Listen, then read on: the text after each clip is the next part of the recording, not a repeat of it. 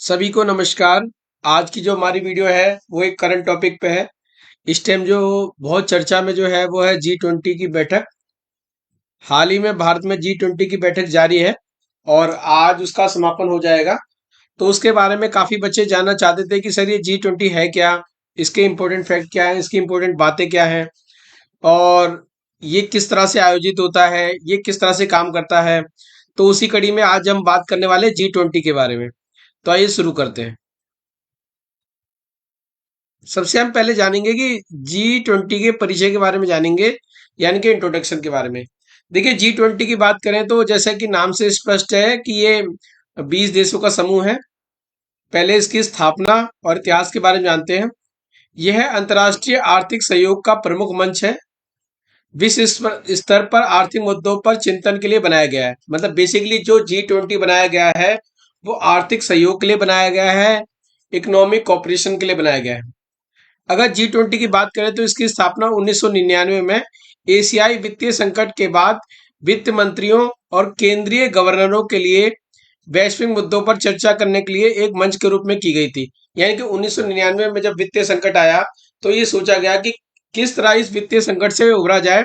उसके लिए वित्त मंत्री और जो केंद्रीय बैंक होते हैं यानी कि रिजर्व बैंक होते हैं हर देश के, उनके मिला के बैठक तैयार की गई और जिसमें की बात की गई कि किस तरह से हम G20 का निर्माण करें। अगर इसके इतिहास की बात करें तो G20 इससे पहले G7 के नाम से जाना जाता था। इसमें 7 देश हुआ करते थे: America, Canada, Germany, Italy, France, Japan और ब्रिटेन। 1998 में क्या हुआ, रूस भी जो है इसका सदस्य बन गया और 1999 आते आते इसकी संख्या जो हो गई 20 हो गई। कहने का तात्पर्य क्या है, जब 1999 में G20 की स्थापना हुई थी तो उससे पहले इसके ग्रुप को G7 कहा जाता था और बर्लिन की जो बैठक हुई थी उसमें ये इसको G20 का नाम दिया गया था। 2007 में आपको पता है 2007-8 में क्या हुआ कि महामंदी आई पूरे विश्व में। तो इसमें ये फैसला लिया गया कि फाइनेंशियल पावर्स को मजबूत करने के लिए और फाइनेंशियल सेक्टर को मजबूत करने के लिए हमें उसके देश के राष्ट्राध्यक्षों को भी इसमें शामिल करना चाहिए। तो 2007 से वित्त मंत्री और गवर्नरों के बाद इसमें राष्ट्रीय अध्यक्षों को भी शामिल कर लिया गया। अगर G20 की मेन बात करें तो ये पूरे विश्व के जीडीपी का 85%, 2/3 आबादी और 75% व्यापार का प्रतिनिधित्व करता है। और अगर देखा जाए तो भारत इसकी वर्तमान समय में अध्यक्षता कर रहा है और अगले साल जो इसकी अध्यक्षता की जाएगी वो ब्राजील के द्वारा की जाएगी। आइए जानते हैं कि G20 में कौन कौन सी कंट्रीज हैं। आपकी स्क्रीन पे G20 की कंट्रीज दिखाई दे रही हैं। इसमें Argentina, Australia, Brazil, Canada, China, European Union, France, Germany, India, Indonesia, Italy, Japan, Mexico, Russia, Saudi Arabia, South Africa, South Korea, Turkey, United Kingdom and United States. बच्चों इसमें 19 कंट्रीज हैं और एक जो यूरोपियन यूनियन है ना, ये एक समूह है, आपको पता ही है। तो 19 कंट्री प्लस एक देश है, मिला के G20 ये बनता है। अब बात करते हैं कि G20 का एजेंडा क्या रहता है। देखिए, G20 शिखर सम्मेलन के एजेंडे में विकासशील देशों को उनको आर्थिक मदद, विश्व बैंक और IMF, ये आपको पता ही है फाइनेंशियल वित्तीय संस्थाएं हैं, में सुधार, क्रिप्टो करेंसी के लिए नए नियम, खाद्य और ऊर्जा सुरक्षा पर जोर, जलवायु परिवर्तन और रूस यूक्रेन युद्ध के आर्थिक सामाजिक प्रभाव जैसे मुद्दे शामिल हैं। इन सभी मुद्दों पर चर्चा होगी। कहने का तात्पर्य क्या है, अब ये जो सबमिट होने वाला है या हो रहा है, इसमें विभिन्न मुद्दों पर चर्चा की जाएगी।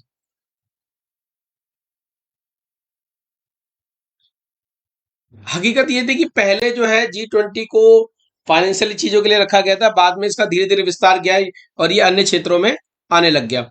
अब ये जो G20 की कार्यप्रणाली को जानना बहुत जरूरी है कि G20 की कार्यप्रणाली किस तरह से काम करती है।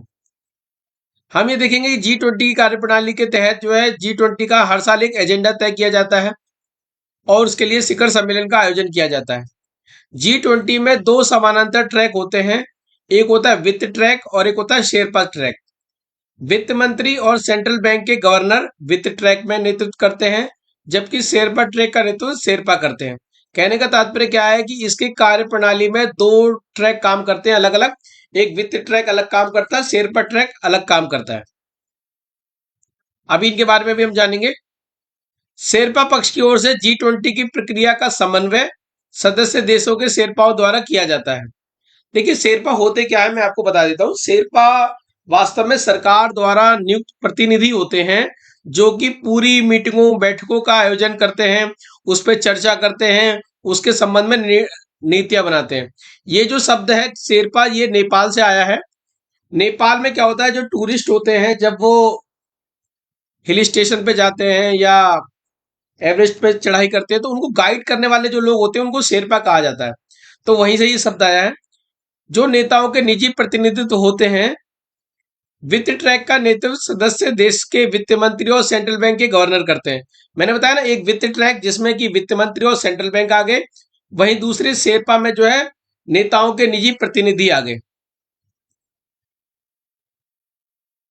इस तरह से इन सब की मीटिंग होती है और ये कार्य समूह प्रत्येक अध्यक्षता के पूरे काल में नियमित बैठक करते हैं। यानी कि इनका जो काम है पूरे साल में बैठकें निर्धारित करना है और बैठकों के एजेंडे तैयार करने हैं।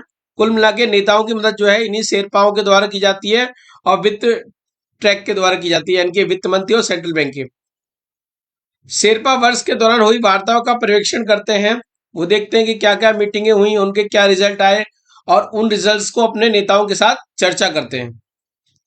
शिखर सम्मेलन के लिए एजेंडा आइटम पर चर्चा करते हैं कि जब शिखर सम्मेलन होगा तो उसका क्या एजेंडा रहेगा, और इसमें समन्वय का कार्य जो है शेरपाओं के द्वारा किया जाता है। तो आपने यहां समझा होगा दो मेन ट्रैक होते हैं। एक होता है वित्त ट्रैक जिसमें कि कौन कौन लोग आते हैं, सेंट्रल बैंक के गवर्नर और वित्त मंत्री आते हैं। वहीं जो शेरपा ट्रैक होते हैं इसके अंतर्गत सरकार के जो नेता होते हैं उनके जो निजी प्रतिनिधि होते हैं उसके अंतर्गत वो आते हैं। हर सरकार के द्वारा अपना एक शेरपा नियुक्त किया जाता है, ज्यादा भी हो सकते हैं, जो कि सरकार की तरफ से नीतियां बनाते हैं और नीतियों पे मंथन करते हैं। अब बच्चों मेन फैक्ट निकल के आया है कि अगर शेरपा की बात हो रही है तो भारत की तरफ से जो ये 18G20 समिट हो रहा है तो इसमें शेरपा कौन होंगे। तो नीति आयोग के जो पूर्व सीईओ हैं उनका नाम है अमिताभ कांत। वो जो है उनको जो है इस जी समिट के लिए जो है भारत का शेरपा नियुक्त किया गया है। पेपर में क्वेश्चन भी आ सकता है कि G20 में भारत ने किसको शेरपा नियुक्त किया है, तो आप आंसर लगाओगे अमिताभ कांत। अब बात करते हैं कि ये अध्यक्षता का कार्य चलता कैसे है, ये अध्यक्षता किस प्रकार से मिलती है। देखिए G20 के अध्यक्ष का फैसला ट्रोइका यानी एक तिकड़ी से तय होता है जिसमें पिछले, वर्तमान और भविष्य के अध्यक्ष देश शामिल होते हैं। इसे ट्रोइका कहते हैं। अगर आप इस स्क्रीन पे देख रहे हैं तो 2022 में इसकी मेजबानी किसने करी थी? जी हाँ, इंडोनेशिया ने की थी। अब 2023 में कौन कर रहा है? भारत कर रहा है। और 2024 में कौन करेगा? ब्राजील करेगा। तो इसी तरह से जो है इसकी अध्यक्षता का जो रोटेशन चलता रहता है। ये जो 18वां समिट हो रहा है G20 का, इसका जो मेन कुछ फैक्ट्स है उसके पर भी बात कर लेते हैं। 2 दिवसीय जो शिखर सम्मेलन है ये दिल्ली में हो रहा है, आपको पता है प्रगति मैदान के अंतर्गत हो रहा है ये जो है, और इसमें जो है 3 अहम सत्र होंगे। आइए वो जानते हैं वो 3 अहम सत्र कौन कौन से हैं। सबसे मेन बात हमें जाननी है, पेपर में कभी कभी क्वेश्चन भी आ जाता है जीके में कि G20 की जो 18वां सम्मेलन भारत में हो रहा है उसकी थीम क्या है। देखिए इस बार जो भारत की ओर से G20 शिखर सम्मेलन की जो थीम रखी गई है वो रखी गई है वसुधैव कुटुंबकम। अब वसुधैव कुटुंबकम का मतलब ये होता है कि जो हमारी पूरी पृथ्वी है, जो पूरी धरा है, वो एक कुटुंब है, एक परिवार है, और हम सबको जो है उसी के नाते एक दूसरे के साथ मिलजुल कर रहना चाहिए। इसलिए इस शिखर सम्मेलन में वसुधैव कुटुंबकम की थीम पर वन अर्थ, वन फैमिली और वन फ्यूचर सत्र होंगे। जैसे ऊपर हमने बात करी थी, यहाँ पे 3 सत्र होंगे। पहला होगा one earth, one family, one future, यानी कि सबको साथ रहने चलने के लिए ये सत्र को आयोजन किया जा रहा है। अगला जीके में क्वेश्चन पूछा जा सकता है कि लोगो क्या है। देखिए लोगो का मतलब ये होता है कि जैसे आप कभी क्रिकेट वगैरह देखोगे तो वहां जर्सी पे कुछ ना कुछ लिखा रहता है, तो यह चित्र बना रहता है, उसी को ही हम लोगो कहते हैं। आपने देखा होगा जब से G20 की तैयारी चल रही है तो एक लोगो जो है कई बार आपको देखने को मिला होगा। तो भारत ने इस बार कमल के फूल के साथ भारत को अपना लोगो बनाया है। ये लोगो 3 रंग जो कि इंडियन फ्लैग में है, केसरिया, सफेद, हरा, से करा गया है। और इसमें नीले को भी शामिल किया गया है, आपको पता ही है, क्योंकि हमारी जो पृथ्वी है उसको रिप्रेजेंट कर रहा है। जो चुनौतियों के बीच विकास को दर्शाता है, ये बताता है कि हमारे पास कितनी चुनौतियां हैं और उन चुनौतियों में ही हमें विकास को करना है। पृथ्वी जीवन के प्रति भारत के पर्यावरण अनुकूल दृष्टिकोण को दर्शाती है कि भारत वास्तव में चाहता है कि पर्यावरण को कोई नुकसान ना पहुंचे और पर्यावरण के प्रति लोग सजग रहें। यही कारण है कि भारत ने अपने G20 समिट में लोगों में पृथ्वी को शामिल किया है और वो प्रकृति के साथ पूर्णता सामंजस्य की बात करते हैं। हम देखेंगे कि G20 लोगों के नीचे देवनागरी लिपि में भारत लिखा हुआ है। आप इस लोगों को ध्यान से देखिए, आपकी स्क्रीन पे ये लोगो दिखाई दे रहा है।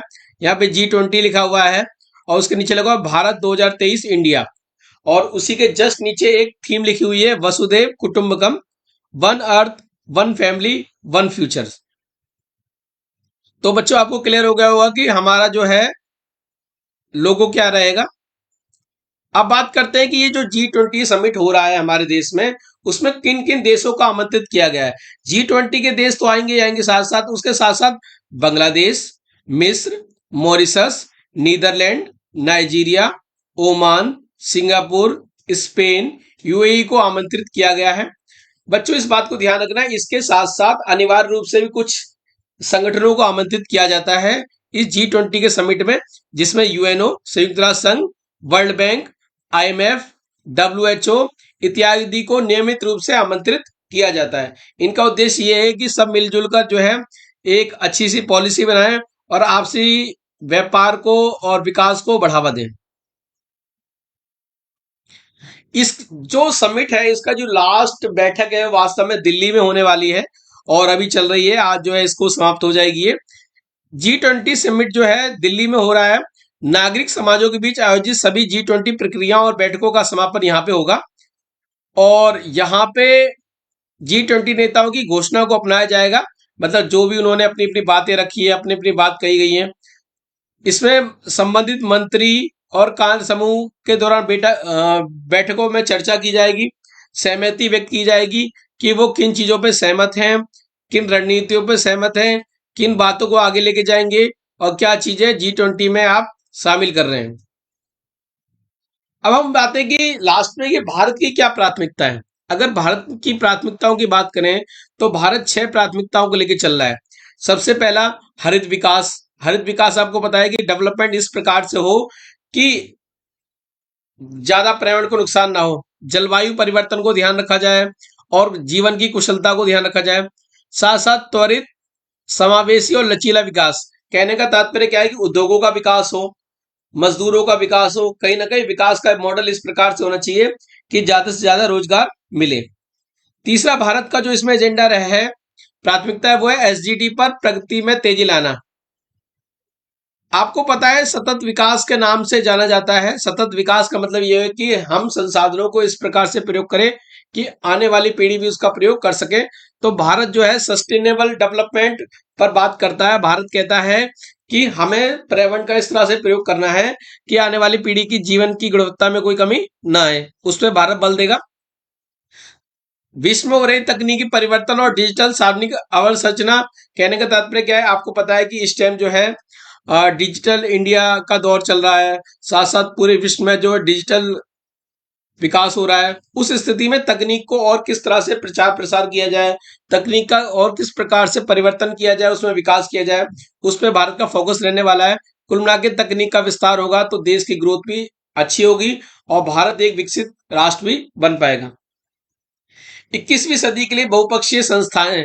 कहने का तात्पर्य क्या है कि भारत चाहता है कि जो भी विश्व की संस्थाएं हैं उनको बहुपक्षीय बनाया जाए, उनको कहीं ना कहीं मजबूत बनाया जाए, उनको इस लेवल का बनाया जाए, इस स्थिति का बनाया जाए कि कहीं ना कहीं ये संस्थाएं पूरे विश्व के विकास के लिए काम करें, मानव के कल्याण के लिए काम करें और देश की तरक्की में काम करें और कहीं ना कहीं एक ऐसा विकास करें जिससे कि किसी अन्य अन्य पीढ़ी को नुकसान ना हो। नंबर 6 और लास्ट, महिला नेतृत्व वाला विकास। देखिए भारत जो है महिला नेतृत्व पर फोकस कर रहा है। भारत चाहता है कि पूरी दुनिया को भारत लीड करे और खासकर महिलाएं आगे निकल के आए, महिलाएं भी नेतृत्व करें, हर फील्ड में महिला आगे आए और वो अपने नेतृत्व कौशल के द्वारा देश के विकास में महत्वपूर्ण भूमिका निभाएं। आपने देखा होगा विश्व में कई कई महिलाएं ऐसी हैं जिन्होंने अपने अपने कार्यशैली के बल पे भारत का नाम रोशन किया है। अन्य देशों में भी देखा गया है कि कहीं ना कहीं बहुत सारी महिलाएं हैं जो मजबूत बनकर उभरी हैं। तो इस तरह भारत ने महिलाओं को सशक्त बनाने के लिए इस पर प्राथमिकता दी है। इस तरह G20 की जो ये समिट है इसमें 6 जो प्राथमिकता है भारत की, इसको आप जरूर याद कर लेना, समझ लेना। आशा करता हूं इस वीडियो के माध्यम से आपको G20 पर एक व्यापक समझ बनी होगी। आपको पता चल गया होगा कि G20 संगठन क्या है, ये किस प्रकार से काम करता है और भारत को इसकी अध्यक्षता किस प्रकार से प्राप्त हुई, भारत इस अध्यक्षता कहाँ पे कर रहा है और साथ साथ इस अध्यक्षता से भारत के क्या क्या मोटिव हैं, क्या क्या भारत चाहता है, इस वीडियो के माध्यम से आपको पता चला होगा। अगली वीडियो में हम किसी और टॉपिक के साथ फिर मिलेंगे। तब तक के लिए टाटा बाय, धन्यवाद।